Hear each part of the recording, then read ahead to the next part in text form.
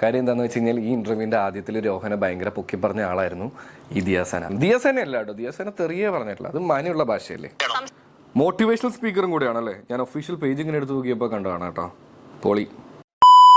Hello guys, അപ്പോൾ welcome back to Andappan talkies and this is RJ Andappan. അപ്പോൾ ഇന്നത്തെ episode is all about ദിയാസനയുടെ ഒരു പുതിയ ഇന്റർവ്യൂ ആക്ച്വലി നമ്മുടെ മൈൽ സ്റ്റോൺ മേക്കേഴ്സിൽ വന്നിട്ടുണ്ട്.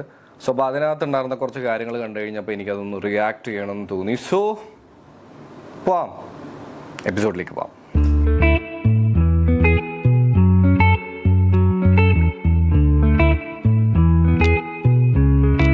ഫസ്റ്റ് നമുക്ക് ദിയാസന ഇപ്പം ഞാൻ റിയാക്ട് ചെയ്യുന്നതിൻ്റെ റീസൺ എന്താണെന്ന് നമുക്ക് അറിയണമല്ലോ. അതായത് ഇതിൽ പറഞ്ഞു തുടങ്ങണം എങ്ങനെയാണെന്ന് കേട്ടോ കേട്ടോ.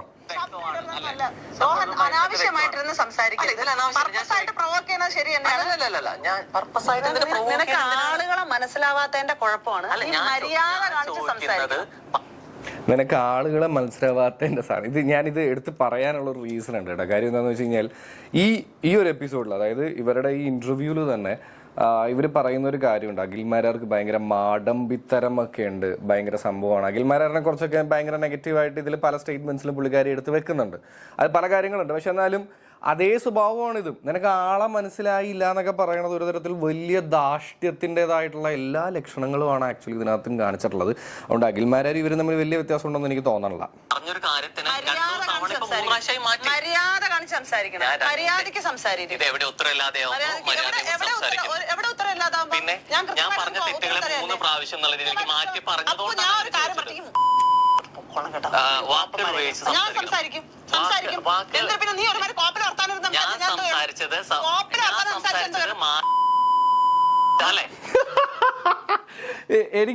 എനിക്കിതിൽ ഏറ്റവും ചിരി വരുന്നത് എന്താണെന്നറിയോ, രോഹൻ ഇപ്പൊ ഞാൻ നിലവിൽ ഇപ്പോൾ പൊതുവെ ഞാൻ എല്ലാവരുടെയും ഇന്റർവ്യൂസ് ഒക്കെ കാണുന്ന ഒരാളാണ്. അപ്പൊ അതിനകത്ത് അത്യാവശ്യം നല്ല പൊളിയായിട്ടുള്ള ഇന്റർവ്യൂസ് എടുക്കുന്നതും ഡയറക്റ്റ് ആയിട്ടുള്ള ക്വസ്റ്റ്യൻസ് ചോദിക്കുന്ന ഒരാളാണ്. ചില സമയത്ത് ചില ക്വസ്റ്റ്യൻസ് ഭയങ്കര കൺഫ്യൂസിങ് ആയിട്ട് തോന്നുമെങ്കിലും ആളുടെ ഒരു നൈസായിട്ടാണ് എനിക്ക് പേഴ്സണലി ഫീൽ ചെയ്തിട്ടുള്ളത്. അപ്പോൾ എന്തായാലും ഞാൻ എന്തുകൊണ്ടാണ് ഇത് എടുത്ത് ഇന്ന് റിയാക്ട് ചെയ്യണമെന്ന് വിചാരിക്കാൻ കാരണം എന്താണെന്ന് വെച്ച് കഴിഞ്ഞാൽ, ഇത് ഇന്നിപ്പോൾ ദിയാസന റിയാക്ട് ചെയ്ത് കഴിഞ്ഞിട്ട് ഇനിയിപ്പോൾ ഇത് ട്രെൻഡിങ് ആവില്ലോ എന്നൊന്നും എനിക്കറിയില്ല. കണ്ടു കഴിഞ്ഞത് ഞാൻ ഈ വീഡിയോ ഇടുകയാണ്. ഇതേപോലെ തന്നെ അതായത് ഇന്റർവ്യൂ കൊടുക്കാനായിട്ട് വന്നിരുന്ന ശ്രീനാഥ് ബാസി ഭയങ്കര ഫ്രസ്ട്രേറ്റഡ് ആയിട്ട് തെറി പറഞ്ഞു കഴിഞ്ഞപ്പോൾ ഒരു തവണ കേരളം മുഴുവനൊന്ന് കത്തിയതാണ്. ഇത് കഴിഞ്ഞ് കഴിഞ്ഞിട്ട് ആക്ച്വലി ഇതിൻ്റെ എപ്പിസോഡിൻ്റെ അവസാനമായിട്ട് ദിയാസന പോയിരുന്നിട്ട് എന്ത് പറയുന്നുണ്ട്, സോറിയൊക്കെ പറയുന്നുണ്ട്. ഇനി ടു ബി കണ്ടിന്യൂഡ് എന്നുള്ളതാണ് ഞാൻ അതിൻ്റെ അവസാനം കണ്ടത്. അപ്പോൾ എന്തെങ്കിലും വന്നിട്ട് ഇനി ബാക്കി എക്സ്പ്ലനേഷൻസ് ഒക്കെ ഉണ്ടാവും. പക്ഷെ എന്തൊക്കെയാണെന്നുണ്ടെങ്കിലും ആള് നൈസായിട്ട് വന്നിരുന്ന് നല്ലൊരു തെറിയൊക്കെ പറഞ്ഞിട്ടാണ് പോയിരിക്കുന്നത്. അത് എനിക്ക് ഇതിലെടുത്ത് പറയാനുള്ളത്, പലപ്പോഴും എല്ലാവരും ശ്രീനാഥ് ബാസിയും ബാക്കി എല്ലാവരും കൂടെ എടുത്തിട്ട് കഴിഞ്ഞപ്പോൾ ബാസിക്കെതിരെ ഭയങ്കരമായിട്ടുള്ളൊരു സംഭവം നടന്നതാണ്. ഇവിടെ ഒരു പെണ്ണ് ആണിനെതിരെയാണ് വന്നിരിക്കുന്നത്. ഞാനത് എടുത്ത് പറയാനുള്ള ഒരു കാര്യം എന്താണെന്ന് വെച്ച് കഴിഞ്ഞാൽ, ഇത് നേരെ ഉൾട്ടയായിരുന്നുണ്ടെങ്കിൽ ഇന്ന് ഇവിടെ കത്തിയേനായിരുന്നു. അപ്പോൾ ഇത് ഇപ്പുറത്തേക്കാണെങ്കിലും കത്തണം എന്നുള്ളതാണ് എൻ്റെ പോയിന്റ്. കാര്യം എന്താണെന്ന് വെച്ച് കഴിഞ്ഞാൽ, ഞാൻ ഇവരുടെയിലൊക്കെ കണ്ടിട്ടുള്ളൊരു കാര്യമാണ്. കാരണം എസ്പെഷ്യലി സോഷ്യൽ ആക്ടിവിസ്റ്റ് എന്നൊക്കെ സ്വയമേവേ പറയുന്നവർക്ക് ഒരു ഇൻ്റർവ്യൂവിൽ വന്നിരുന്ന് അതിൻ്റെ ഹോസ്റ്റിന് ചോദിക്കുന്ന ചോദ്യങ്ങളെ പോലും സ്റ്റാൻഡ് ചെയ്യാൻ പറ്റുന്നില്ല എന്നുണ്ടെങ്കിൽ അവരൊക്കെ എന്ത് സോഷ്യൽ ആക്ടിവിസ്റ്റുകളാണ്.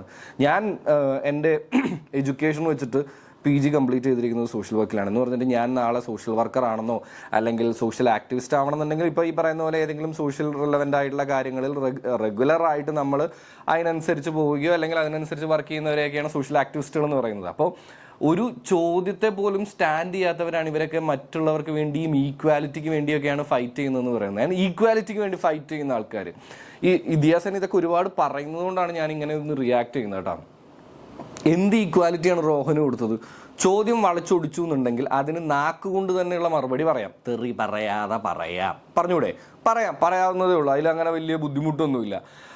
അതിന് നമ്മൾ ഈ തെറി പറഞ്ഞു പോകുന്നതിൻ്റെ ഏറ്റവും വലിയ എക്സാമ്പിൾ സോഷ്യൽ ആക്ടിവിസ്റ്റ് ആണെന്നുണ്ടെങ്കിൽ എനിക്ക് തോന്നുന്നു കുറച്ചൊക്കെ ഹ്യൂമൻ റിലേറ്റഡ് ആയിട്ടുള്ള കാര്യങ്ങളൊക്കെ പഠിച്ചിട്ടുണ്ടാകും, സൈക്കോളജി റിലേറ്റഡ് ഒക്കെ ആയിട്ട് പഠിക്കാൻ ശ്രമിച്ചിട്ടെങ്കിലും ഉണ്ടാവും എന്ന് ഞാൻ വിചാരിക്കുന്നു. അങ്ങനെയാണെന്നുണ്ടെങ്കിൽ അതിൻ്റെ ഏറ്റവും വലിയൊരു ഉദാഹരണം, അതായത് നമ്മൾ തെറി വിളിക്കുന്നതിൻ്റെ ഒരു ചെറിയ ലക്ഷണം എന്ന് പറയുന്നത് നമുക്കത് സ്റ്റാൻഡ് ചെയ്യാൻ പറ്റുന്നില്ല, ഫ്രസ്ട്രേറ്റഡ് ആണ്. സോ അപ്പോൾ എങ്ങനെയെങ്കിലും അത് പറഞ്ഞൊന്ന് ഒഴിവാക്കാനായിട്ട് നമ്മൾ ചിലപ്പോൾ പല കാര്യങ്ങളും പറഞ്ഞ് കൺവേർട്ട് ചെയ്യും. അതിലൊന്നാണ് ഈ തെറിവിളി എന്നുള്ളത്. സോ അപ്പോൾ ദിയാസന പേഴ്സണലി അതിന് ഉത്തരം പറയാൻ പറ്റായിക്കോ അല്ലെങ്കിൽ പറഞ്ഞു പോയതൊരു വലിയ അബദ്ധമായി പോയല്ലോ എന്നുള്ള ചിന്തയൊക്കെ ആയിരിക്കാം.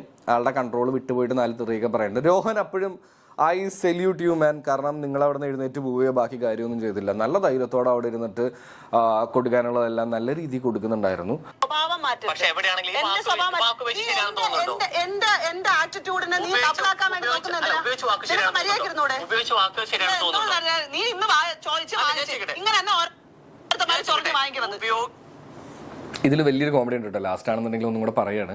കാര്യം എന്താണെന്ന് വെച്ച് കഴിഞ്ഞാൽ ഈ ഇന്റർവ്യൂവിൻ്റെ ആദ്യത്തിൽ രോഹനെ ഭയങ്കര പൊക്കി പറഞ്ഞ ആളായിരുന്നു ഈ ദിയാസന. എന്നിട്ട് ഇപ്പം തന്നെ പറയാണ് വാക്കുകൾ സൂക്ഷിച്ച് അല്ലെങ്കിൽ ഇന്നതുപോലെ നീ ചൊറിഞ്ഞിട്ടാണ് ഞാൻ തന്നത്, ഇത് തന്നെയാണ് എല്ലാവരും ചെയ്യുന്നത് എന്നുള്ളത്. ആഹാ, this is called double stand. പക്ഷെ ഞാൻ പറയില്ല കേട്ടോ അങ്ങനെ.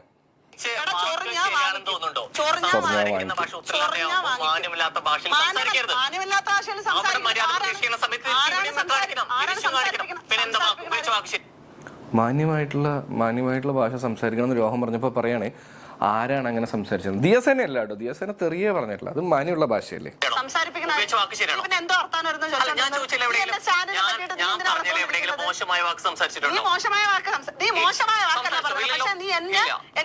ഞാൻ സംസാരിക്കുന്നത് വളച്ചൊടിക്കാൻ വേണ്ടി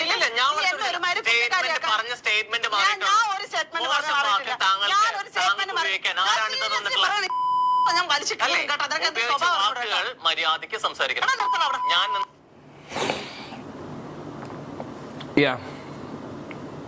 സോഷ്യൽ ആക്ടിവിസം. എനിക്കൊന്നും പറയാനില്ലേ, നമ്മളൊന്നും പറയുന്നില്ലേ. മോട്ടിവേഷണൽ സ്പീക്കറും കൂടെയാണല്ലേ. ഞാൻ ഒഫീഷ്യൽ പേജ് ഇങ്ങനെ എടുത്ത് നോക്കിയപ്പോൾ കണ്ടതാണ് കേട്ടോ. പൊളി, നല്ലതാ. എനിക്ക് പക്ഷെ അതിൻ്റെ കൂടെ തന്നെ ഇതിൽ ദിയാസന പറഞ്ഞിട്ടുണ്ടായിരുന്നതും ദിയാസനയുടെ അതേ വാദം വെക്കുന്ന കുറേ പേരും പറയുന്നതായിട്ടുള്ളൊരു കാര്യമുണ്ട്. ഇന്നാണെന്ന് തോന്നുന്നു അഖിൽമാരാർ ഒരു വീഡിയോ ഇട്ടിട്ടുണ്ടായിരുന്നു. ഒമർ ലുലുവിൻ്റെ വിഷയത്തിൽ ഈ പറയുന്നത് പോലെ തന്നെ ആ യുവനടി ആരാണെന്ന് ചോദിക്കാൻ വേണ്ടി ഇവർ പോവോ എന്നൊക്കെ ചോദിച്ചിട്ടുള്ള ഒരു സാധനം ഇട്ടിട്ടുണ്ടായിരുന്നു. അതേപോലെ തന്നെ എനിക്ക് ചോദിക്കാനുള്ള ഇവർ പറയുന്നുണ്ടല്ലോ ഭയങ്കര ജനറലൈസ് ചെയ്തു എന്നുള്ളത്. അത് പൊതുവേ നമ്മുടെ സമൂഹം അങ്ങനെ ചെയ്യാറുണ്ട്. അതിലൊരു വലിയ തെറ്റുണ്ടെന്ന് എനിക്ക് തോന്നുന്നില്ല. കാര്യം എന്താണെന്ന് വെച്ച് കഴിഞ്ഞാൽ ഇപ്പോൾ ദിയാസന അടക്കം ഞാനടക്കം ഇവിടെ ഉള്ളവരെല്ലാവരും സ്ഥിരം പറഞ്ഞും കേട്ടും തമാശയിലും ഒക്കെ തള്ളിവിടുന്നൊരു കാര്യമാണ് ഗവൺമെൻറ് ഓഫീസിലെ ഗവൺമെൻറ് സ്റ്റാഫുകൾ പലരും വർക്ക് ചെയ്യാറില്ല. പലരും നല്ല മിക്കവരും വർക്ക് ചെയ്യാറില്ല. അത് ഗവൺമെൻറ് സ്റ്റാഫ് എന്നുള്ള രീതിയിലാണ് പറയാറ്, ഗവൺമെൻറ് സർവൻസ് എന്നുള്ള രീതിയിലാണ് നമ്മൾ പറയാറ്. എന്ന് പറഞ്ഞു കഴിഞ്ഞ് കഴിഞ്ഞാൽ നമ്മൾ കണ്ടിട്ടുള്ള എല്ലാ ഗവൺമെൻറ് ഓഫീസേഴ്സും അല്ലെങ്കിൽ സ്റ്റേറ്റ് ഗവൺമെൻറ്റിൻ്റെയോ സെൻട്രൽ ഗവൺമെൻറ്റിൻ്റെയോ ആയിട്ടുള്ള ആൾക്കാരെല്ലാം അതിൽ പണിയെടുക്കുന്നവരെല്ലാവരും പണിയെടുക്കാതെ കാശ് വാങ്ങുന്നവരും അല്ലെങ്കിൽ ഈ പറയുന്നത് പോലെ തന്നെ എന്താ പറയുക കുറച്ച് കാശ് കൈക്കൂലി വാങ്ങുന്നവരുമാണ് എന്നുള്ളൊരു അർത്ഥമുണ്ടോ?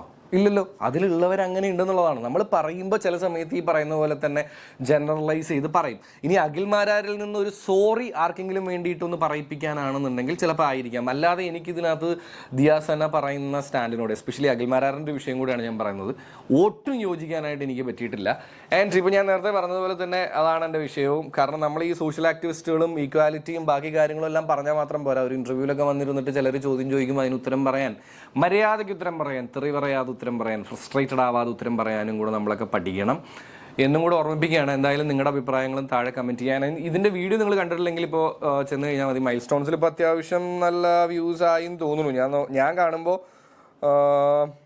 6 മണിക്കൂർ കഴിഞ്ഞു, 76,000 വ്യൂസൊക്കെ കഴിഞ്ഞിട്ടുണ്ട്. സോ കണ്ടു നോക്കുക, നിങ്ങളുടെ അഭിപ്രായങ്ങൾ താഴെ കമൻറ്റ് ചെയ്യുക. Piece and guys. വീഡിയോസ് ഇഷ്ടപ്പെടുകയാണെന്നുണ്ടെങ്കിൽ നമ്മുടെ ചാനൽ ഒന്ന് സബ്സ്ക്രൈബ് ചെയ്യുന്ന കാര്യവും മറക്കരുത് എന്ന് ഓർമ്മിപ്പിച്ചുകൊണ്ട് ആൻഡ് അപ്പൻ ഇസ് സൈനിങ് ഓഫ്.